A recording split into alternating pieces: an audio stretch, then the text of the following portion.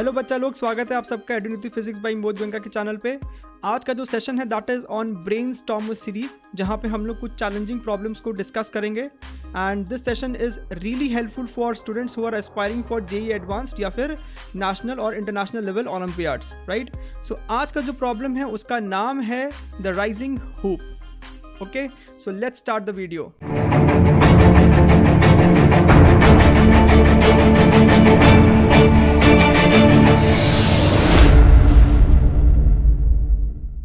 तो ये रहा सवाल आपके सामने। इस सवाल में कहता है कि आपके पास दो बीट्स है of mass m that are positioned at the top of a frictionless hoop of capital mass m and radius r which stands vertically on the ground. The beats are given tiny kicks and they slide down the hoop, one to the right and one to the left as shown. What is the smallest value of m by capital M for which the hoop will rise up off the ground at some time during the motion? ठीक है, तो आपके सामने यहाँ पे diagram है। आपके पास दो छोटे छोटे बीट्स है जिनका मास स्मॉल m है और ये एक बड़ा हुप है जिसका मास कैपिटल M है। ठीक है, तो हमसे बोलता है कि ये दोनों छोटे छोटे मास शुरुआत में टॉप पे थे, राइट, और उन दोनों को एक स्लाइड किक दिया गया, एक स्लाइड जर्क दिया गया, जिस कारण से एक लेफ्ट की ओर दौड़ता है और एक राइट की ओर मूव करना स्टार्ट हो जाता है।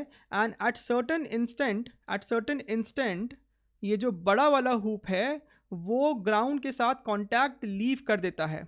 So for that thing to happen, what is the smallest value of m by capital M? तो हमें इसके ऊपर कंडीशन निकालना है। ठीक है, सो बेटर ये होगा कि इस वीडियो को यहीं पे पॉज करें and first of all try it, अपने से इसको कोशिश करें। ये एनिमेशन आपके सामने है जो कि बेटर विजुअल देगा आपको कि हो क्या रहा है। ये देखिए, धीरे धीरे वो दोनों बीड नीचे गिरना चालू होता है and they attain higher speeds and at certain instant ये बड़ा हुप लिफ्ट कर गया, ये बड़ा हुप राइज हो गया। ठीक है, ध्यान से देखिए कि वो छोटा बीड का कांटेक्ट पॉइंट चेंज होता है। Have you noticed it? ये जो छोटा वाला बीड है उसका कांटेक्ट पॉइंट चेंज होता है, ये देखिए यहाँ पे। ठीक, तो क्वेश्चन ये उठता है कि शुरुआत में दोनों के दोनों बीड इस पोजीशन में थे।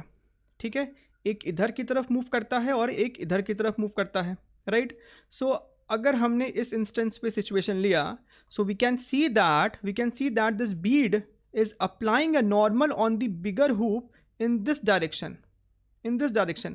Similarly ये वाला जो बीड है जब वो यहाँ पे आ चुका होगा तो वो हुप पे इधर फोर्स लगा रहा होगा, राइट, और इस बड़े वाले हुप पे एक ग्रेविटेशनल फोर्स कैपिटल mg तो लग ही रहा होगा। This is capital mg on the hoop. So सारे के सारे फोर्स बेसिकली डाउनवर्ड डायरेक्शन में है। ये नॉर्मल का एक कंपोनेंट इधर की तरफ आएगा और एक कंपोनेंट इधर की तरफ आएगा, राइट। सो हॉरिजॉन्टल कंपोनेंट तो कैंसिल हो जाएगा नॉर्मल का, एक इधर वाला एक इधर वाला। So this component and this component gets cancelled out, right. And vertical downward direction में आपके पास दो नॉर्मल के कंपोनेंट्स है और mg भी नीचे है। इसका मतलब ये तो पक्का है कि जब आपका बीड इस सिचुएशन में है तो हुप राइज नहीं कर सकता, हुप जो है वो राइज नहीं कर सकता। तो सवाल ये उठता है तो फिर हुप राइज किया कैसे? आपने एनिमेशन में गौर किया होगा कि एक सिचुएशन ऐसा आया था कि बीड ऐसा था and after this instantly Beed इस सिचुएशन में आ गया था। नाउ वी कैन अंडरस्टैंड कि अगर बीड इस सिचुएशन में आया है तो वो इस बड़े वाले हुप पे पुलिंग नॉर्मल लगाएगा, इस तरीके से एक नॉर्मल लगाएगा जिसका वर्टिकल कंपोनेंट इस बिगर वाले हुप को लिफ्ट करने के लिए रिस्पॉन्सिबल हो सकता है, right. So our aim is to understand कि ये जो बीड है वो इस पोजीशन से इस पोजीशन में जाता क्यों है और रादर कब जाता है। First we should try to understand that कि कब जाता है वो उस सिचुएशन से सेकेंड वाले सिचुएशन में।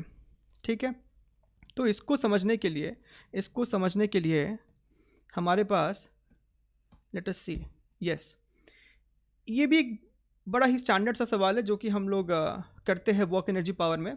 आपके पास एक सॉलिड हेमिस्फेयर है, ये फिक्स्ड है, this hemisphere is not moving. यहाँ पे एक मास है, लेट अस से स्मॉल m मास है। हमने इस मास को एक स्लाइड सा जर्क दिया तो ये स्लाइड करना चालू कर देगा। ठीक है, ये स्लाइड करते करते सपोज यहाँ पे आ गया है and it has a velocity late us से v ओवर हियर। ठीक है, v ओवर हियर. नाउ ये जो m है उसका डाउनवर्ड डायरेक्शन में mg लगेगा, डाउनवर्ड डायरेक्शन में ये mg लगेगा.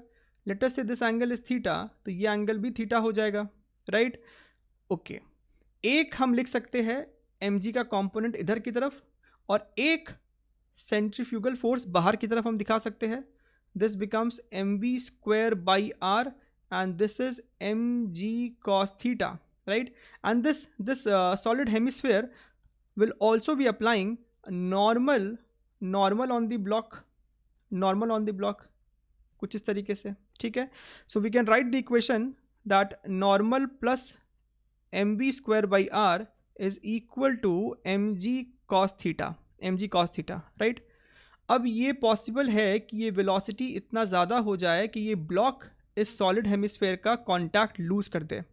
सो let us try to find out कि at which angle this block loses the contact. अगर कॉन्टैक्ट लूज हो गया है यानी कि नॉर्मल आपका ज़ीरो हो गया है,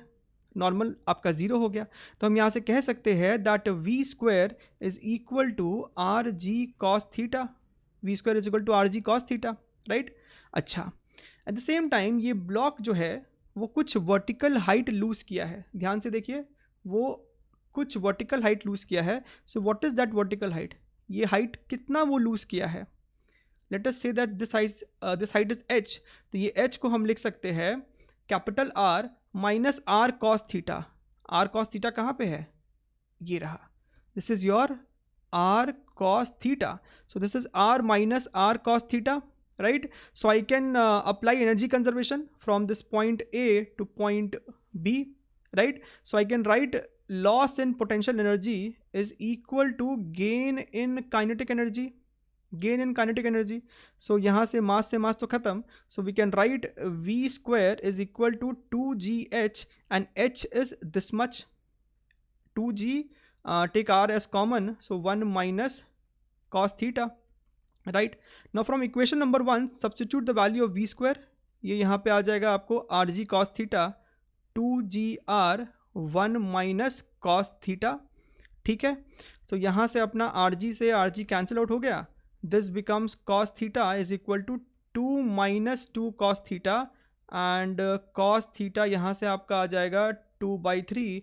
therefore theta is equal to cos inverse 2/3.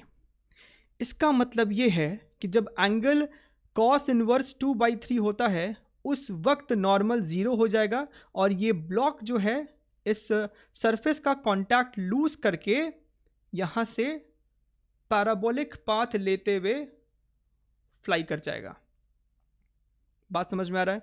ये जो m मास का ब्लॉक है, जब ये एंगल कॉस इनवर्स 2/3 रहेगा उस वक्त ये इसका कांटेक्ट लूज कर देगा और बाहर की तरफ फेंका जाएगा.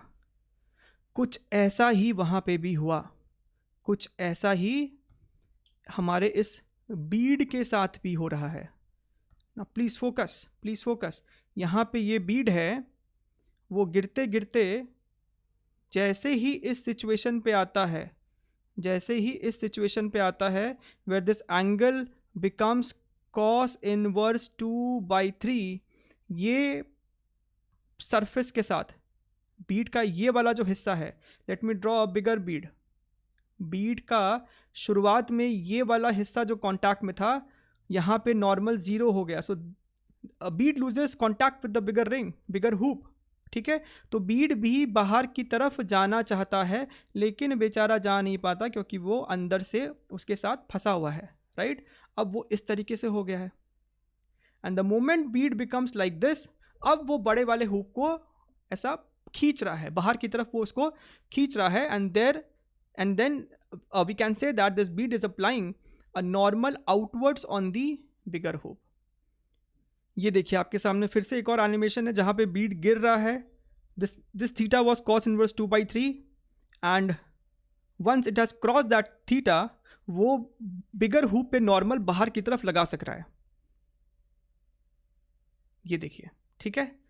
So this will again give you a better understanding कि क्या हो रहा है. This is the theta eight which it loses contact and beyond that it is applying normal on the loop on the bigger hoop in the radially outward direction. चलिए, so let's solve it finally. कुछ देर बाद बीड इस situation पे आ चुका है, इस तरफ भी आपके पास एक बीड होगा जो कि इस सिचुएशन पे आ चुका है, right. This is angle theta, ये भी आपका एंगल थीटा हो जाएगा, ठीक है। तो यहाँ से बीड को हटा के बीड का फ्री बॉडी डायग्राम यहाँ पे बनाते हैं, ठीक। तो बीड जो है बिगर वाले हुप पे नॉर्मल ऐसे लगा रहा होगा, नॉर्मल इस तरीके से लगा रहा है, ग्राउंड भी बिगर वाले हुप पे नॉर्मल लगा रहा होगा, और ग्रेविटेशनल फोर्स बिगर वाले हुप पे कैपिटल mg यूं लग रहा होगा। This is normal n, this is n, let us call this as n dash, ठीक है। अच्छा, यहाँ पे दिखना चाहिए कि ये नॉर्मल का एक वर्टिकल कंपोनेंट इधर आएगा और एक हॉरिजॉन्टल कंपोनेंट, इसका भी वर्टिकल कंपोनेंट और हॉरिजॉन्टल कंपोनेंट। हॉरिजॉन्टल कंपोनेंट तो दोनों का कैंसिल आउट हो जाएगा, लेकिन वर्टिकल कंपोनेंट ऐड अप हो जाएंगे। So this vertical component is basically n cos theta, और यहाँ पे भी आपका आ जाएगा n cos थीटा। तो हमें दिख रहा है कि 2n cos थीटा जो है वो इस बिगर वाले हुप को लिफ्ट करने के लिए रिस्पॉन्सिबल होगा, ठीक। अब आ जाइए इस बीड के FBD पे। बीड बड़े वाले हुप पे नॉर्मल बाहर की तरफ लगा रहा है, तो हुप बीड पे नॉर्मल इधर लगा रहा होगा, ठीक है। अच्छा, मान लेते हैं कि बीड का जो टैंजेंशियल वेलोसिटी है, ठीक है, बीड जब यहाँ पे था तो उसके पास एक टैंजेंशियल वेलोसिटी ऐसे रहा होगा। लेट अस से that it is v, it is v, right. So इस वेलोसिटी के कारण we can show a centrifugal force in the outward direction. ये हो जाएगा आपका mv²/r। ये वाला नॉर्मल था, और इसी डायरेक्शन में हम mg cos थीटा भी दिखा सकते हैं, ठीक है। Okay, now let us start writing the equation. अगर हम बीड के लिए इक्वेशन लिखे, तो हम कह सकते हैं that normal plus mg cos theta is equal to mv²/r, mv²/r, okay। And we can also apply energy conservation from point A to point B। अभी जस्ट हमने पहले भी देखा था, right. So loss in potential energy that is mgr1 minus cos theta is equal to half mv², right, half mv²। Okay, so एक काम करते हैं, 2 को इधर ले जाते हैं और r को right side. So this becomes 2mg1 minus cos theta is equal to mv²/r, mv²/r। Now we can equate equation number 1 and 2, right? So let's equate equation number 1 and 2. So from 1 and 2 हम लिख सकते हैं normal plus mg cos theta is equal to 2mg minus 2mg cos theta। तो यहाँ से normal की value आ रही है 2mg minus 3mg cos theta, 3mg cos theta, ठीक है। अब देखिए, अगर ये हुप को राइज करना है implies n dash should be normal, right? Condition for hoop to rise या फिर to lift up, right? n dash is 0, n dash is 0। so कम से कम n cos theta plus n cos theta capital mg के तो बराबर हो। 2n cos theta mg से ज़्यादा हो जाएगा तब तो लिफ्ट करेगा ही, but we are solving for limiting case कि कम से कम क्या कंडीशन होना चाहिए। सो n dash 0 हो जाए, which means 2n cos theta is equal to capital mg, ठीक। अब इक्वेशन नंबर 3 से कैपिटल n की वैल्यू उठा के यहाँ पर डाल देते हैं, तो ये आपको कितना हो रहा है, this is 2 cos theta, normal की जगह हमने लिखा 2mg minus 3mg cos theta is equal to capital mg, okay. 2 cos theta को ब्रैकेट से मल्टीप्लाई कर दे अगर हम, तो हमें दिखाई दे रहा है, अच्छा ये ग्रेविटी को तो कैंसिल कर देना, ये ग्रेविटी तो अपने यहाँ से कट जाएगा। So this becomes 4m cos theta minus 6m cos square theta is equal to capital m, ठीक। इसे थोड़ा सा रीअरेंज करें तो हम लिख सकते हैं 6m cos square theta minus 4m cos theta plus capital m is equal to 0, ठीक है। अब ध्यान से समझिएगा, अगर इस क्वाड्रेटिक इक्वेशन का which is quadratic in terms of cos theta, अगर इस क्वाड्रेटिक इक्वेशन का एक सोल्यूशन है विच मीन्स थीटा का एक वैल्यू है, इस क्वाड्रेटिक इक्वेशन के सोल्यूशन होने का क्या मतलब है कि आपके पास थीटा का एक रियल वैल्यू आने वाला है, और थीटा का एक रियल वैल्यू आएगा तभी तो हम ये कह सकते हैं कि हुप उस पर्टिकुलर थीटा एंगल के लिए राइज हुआ है. Therefore for theta two have a real value, we can say that discriminant of this quadratic equation should be more than 0. Implies discriminant should be more than equal to 0. Now what is discriminant? That is b square minus 4ac should be more than equal to 0. What is b? b आपका यहाँ पे -4m है, तो उसका square किया तो 16m square minus 4ac, 4 times 6m that is 24m, और यहाँ पे कैपिटल M भी है, so 24m capital M more than equal to 0. ठीक है, तो यहाँ से एक m से स्क्वायर चला जाएगा, यहाँ से आपको दिख रहा है m by capital M is more than equal to 24/16. ठीक, तो ये आपका आ रहा है 8.3 एंड 8.2. Therefore जो मिनिमम वैल्यू होनी चाहिए, see you are getting the condition m by M is more than equal to 3/2, यानी कि अगर m बाई एम का रेशियो 1.5 के बराबर या उससे ज़्यादा है तो आपका ये हुप राइज करेगा. तो ये आपका hoop for a given angle theta rise करेगा.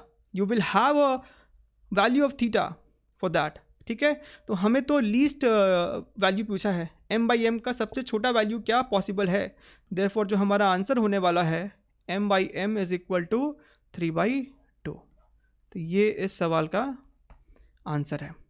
आई होप ये सवाल आप सभी को चैलेंजिंग लगा होगा. अगर किसी से ये सवाल फर्स्ट अटेम्प्ट में ही हो गया था या सेकंड अटेम्प्ट में हो गया था तो please mention it in the comment box, right, and tell me about this brainstorming session, this question.